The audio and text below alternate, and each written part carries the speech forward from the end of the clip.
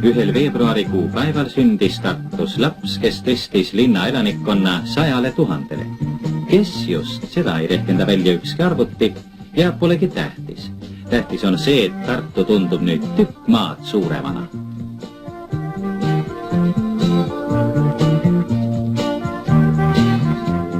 Juubelilaste nimepanekupäev oli pühaks nii lastevanematele, linnajuhtidele kui tervele Tartule.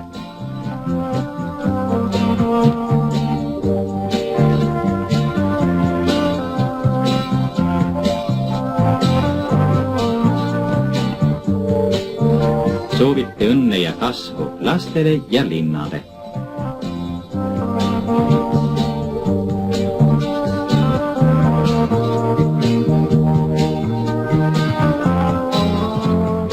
Kui mõttes muistest Tarbatust üle Jurjevi ja Torpati tänasesse Tartusse tulla, peab tõdema, et selle sündmuseni kulus 1000 aastat ja veel pool teisestki. Arvata võib, et järgmine 100 000 tuleb täis mõnevõrra lühema ajaga, eriti kui silmas pidada kiirenenud elurütmi, noorte kasvavat aktiivsust ja just selleks otstarbeks ehitatud õnnepalee seni kasutamata reserve.